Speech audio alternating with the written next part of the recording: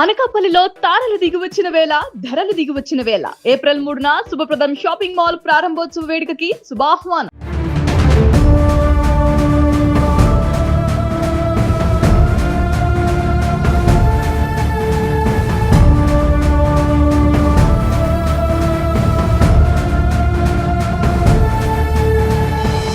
మౌనిక హత్యకు సంబంధించి ఏవైతే ముక్కలుగా చేసిన తర్వాత శరీర భాగాలను రెండు చోట్ల, ఒకటి ఇంట్లో ఫ్రిడ్జ్లో పెడితే మరొకటి ఇక్కడ అడవివరం వైపు వెళ్ళేటటువంటి దారపాలెం దగ్గర ఇక్కడ తల భాగాన్ని తీసుకొచ్చి పూర్తిగా కాల్చేయడం జరిగింది. ఈ సందర్భంగానే ఈ సీన్ రీకన్స్ట్రక్షన్లో భాగంగా సెకండ్ ప్లేస్ అయినటువంటి సీన్ దగ్గరికి రవీంద్రను పోలీసులు తీసుకురావడం జరిగింది. మీరు చూస్తున్నారు ఇక్కడ రవీంద్ర వెళ్తున్నటువంటి సిచ్యువేషన్ ని. సో ఏదైతే సీన్ కి సంబంధించి ఇక్కడ ఏం జరిగింది, ఎందుకు, ఎలా తీసుకొచ్చాడు, ఇంటి దగ్గర మౌనికను ముక్కలుగా చేసిన తర్వాత ఇక్కడికి ఒక మూటలో మౌనిక తల భాగాన్ని తీసుకొచ్చి కాల్ చేయడం జరిగింది. అయిపోయినట్టేనా సార్? మాక్సిమం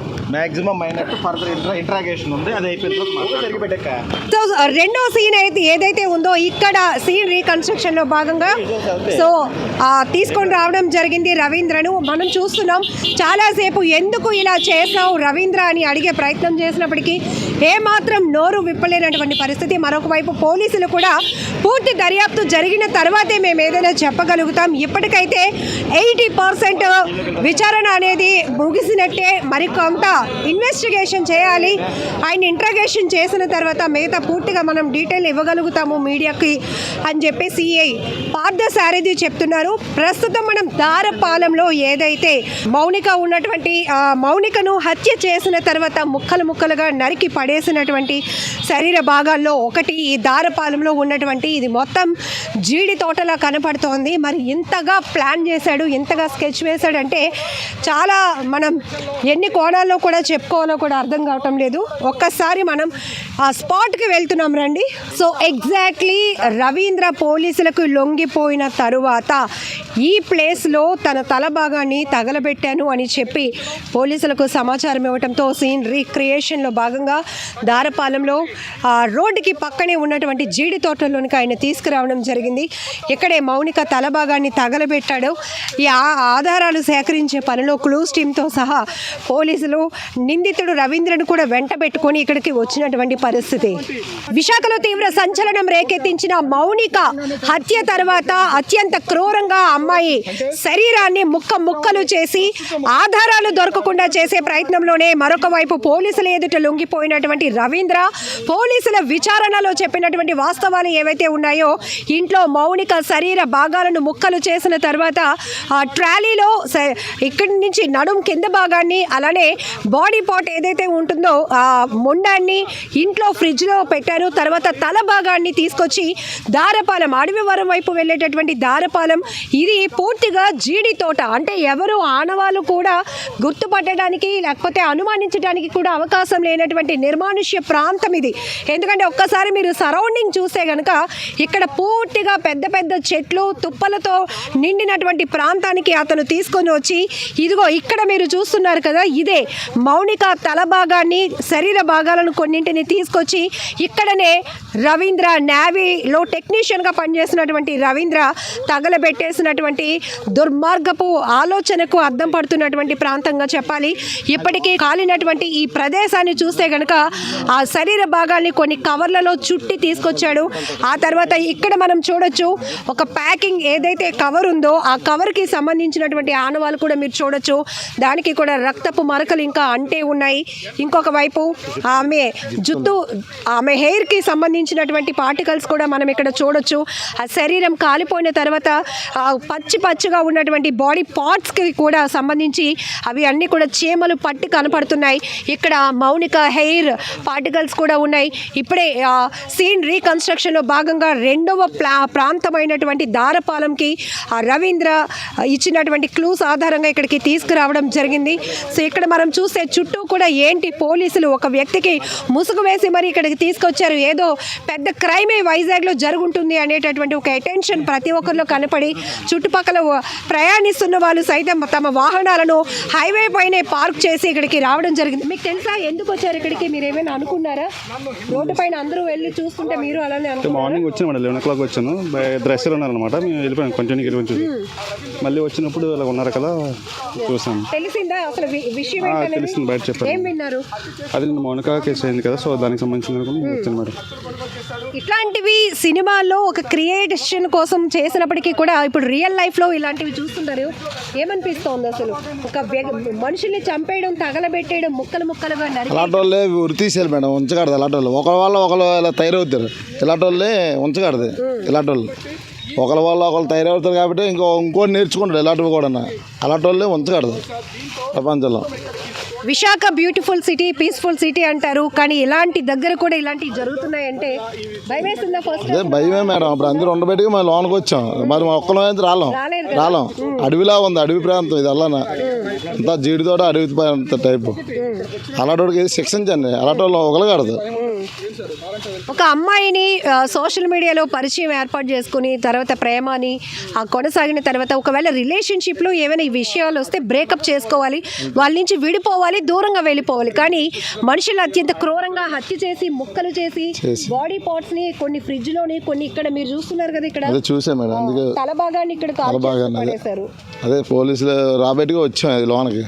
అందరూ చూస్తున్నారు ఏంటి అనుకుని మేము కూడా ఇలా వచ్చాం చూడడానికి. స్థానికులు కూడా చెప్తున్నారు ఖచ్చితంగా మేడం ఇక్కడికైతే ఈ ప్రాంతానికి ఒంటరిగా ఎవరు రాలేము.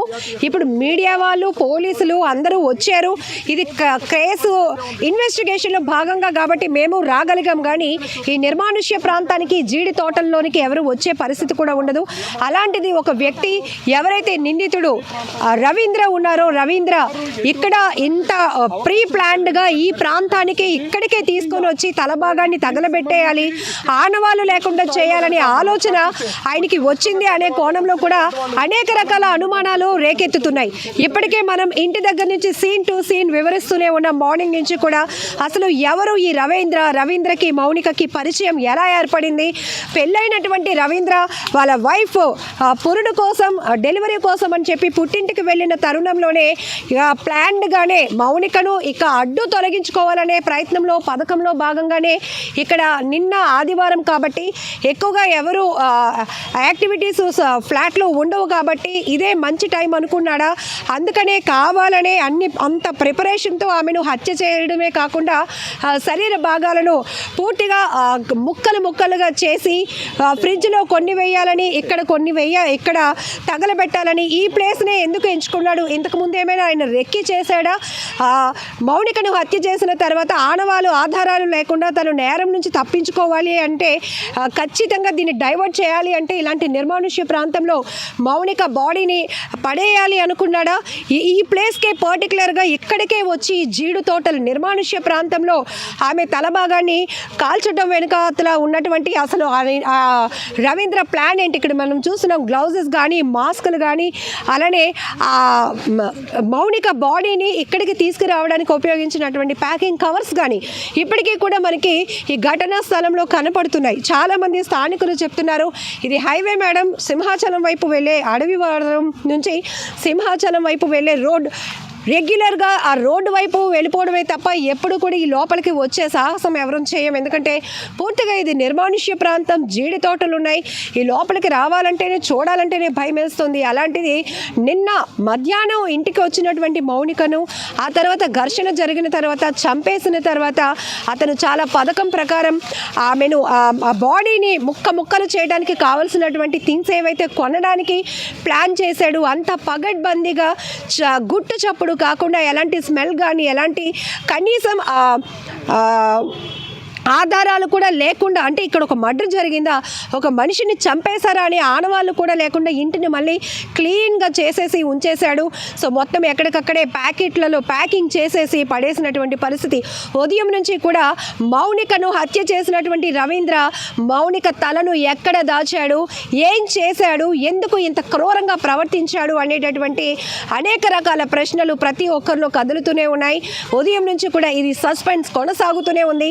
ట్విస్ట్ ట్విస్టుల మీద ట్విస్టులు చెప్పాలి అంటే ఒక రకంగా ముందే పరిచయం అయింది, వీళ్ళకి ఒక డేటింగ్ యాప్ ద్వారా పరిచయం అయిందని, పెళ్ళైన తర్వాత కూడా వీళ్ళు రిలేషన్ కంటిన్యూ చేస్తున్నారని రకరకాలుగా ఒక్కొక్కటిగా బయటకు వస్తున్నటువంటి కోణాలు అంశాలు చూస్తుంటే కనుక పూర్తిగా ఒక ఇందులో ఏదో దాగి ఉంది, ఒక ట్విస్ట్ దాగి ఉంది అనే కోణంలో కూడా అందరూ వెయిట్ చేస్తున్నటువంటి పరిస్థితిలో ఇప్పుడు ఒక మిస్టరీ వీడినట్టే. ఎందుకంటే ఇక్కడికి వచ్చి ఇక్కడే తగలబెట్టి ఆధారాలు లేకుండా చేయాలి అనుకున్నటువంటి రవీంద్ర మాస్టర్ ప్లాన్ వెనుక ఆంతర్యం ఏంటి, అసలు ఉద్దేశపూర్వకంగానే అతను పోలీసుల ముందు చెప్పింది నిన్న అమ్మాయి మా ఇంటికి వచ్చింది, నేను పిలిచాను, వచ్చింది, మాట్లాడుకున్నాం, కానీ ఎక్కువగా గతం నుంచి కూడా డబ్బుల కోసం వేధిస్తుంది, ఇప్పుడు కూడా డబ్బులు కావాలి, 2-3 లక్షలు నాకు కావాలి అని ఆమె పట్టుబడుతూ గొడవ పడడం వల్ల అది కాస్త కోపోద్రిక్తున్నాయి, ఆమెను హత్య చేశాను, తర్వాత ముక్కలు చేసి ట్రాలీలో కొన్ని భాగాలు, ఫ్రిడ్జ్లో కొన్ని భాగాలు, దారపాలెంలో కొన్ని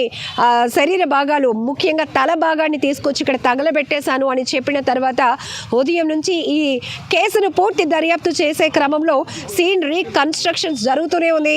సీన్ రీకన్స్ట్రక్షన్ 1 పార్ట్, 1 ఎల్వి నగర్లో జరిగితే 2 దారపాలెంలో జరిగినటువంటి ఈ ఘోరమైన స్థలం వద్ద జరిగింది. ఇప్పుడు చుట్టుపక్కల భారీ వాహనాలు అయితే బయట నిలిచి